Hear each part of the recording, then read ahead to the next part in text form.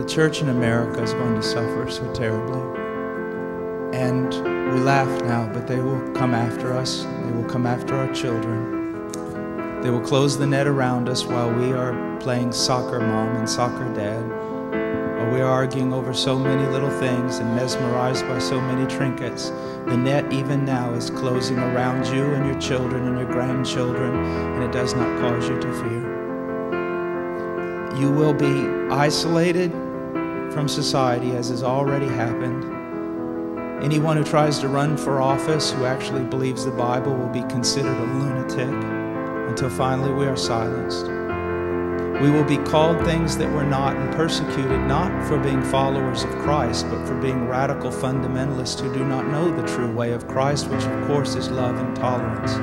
You'll go down as the greatest bigots and haters of mankind in history. They've already come after your children, and for most of you, they got them. You got them through the public schools and indoctrination, and the university and indoctrination, and then you wonder why your children come out not serving the Lord. It's because you fed them right into the devil's mouth. So little by little, the net is closing around, and then it's not little by little. Look how fast things are going downhill just in a matter of weeks. Matter of weeks. But at the same time, know this. Persecution is always meant for evil, but God always means it for good. And is it not better to suffer in this life, to have an extra weight of glory in heaven? You must settle this in your mind. This is the one thing I want to say over and over. Do not believe. Down through history, you have a wrong idea of martyrdom and persecution. You think that these men were persecuted and martyred for their sincere faith in Jesus Christ. That was the real reason, but no one heard that publicly.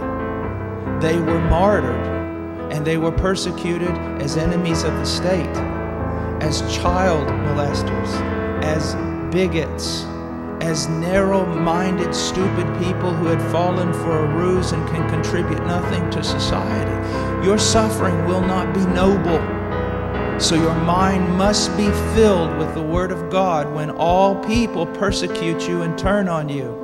And if the Spirit of God in common grace pulls back and you see even your children and your grandchildren tossing in the lot that you should die. This is no game. You want revival and awakening, but know this. For the most part, great awakenings have come only preceding great national catastrophes or the persecution of the church. I believe God is bringing a great awakening, but I believe that He is raising up young men who are strong in trust in the providence of God to be able to wade through the hell that's going to break loose on us. And it will be on us before we even recognize it.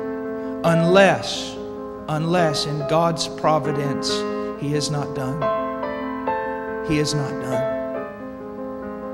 Now note, this is not silly talk. Apart from a great awakening, these things are going to come upon you. Be ready to lose your homes, your cars, and everything.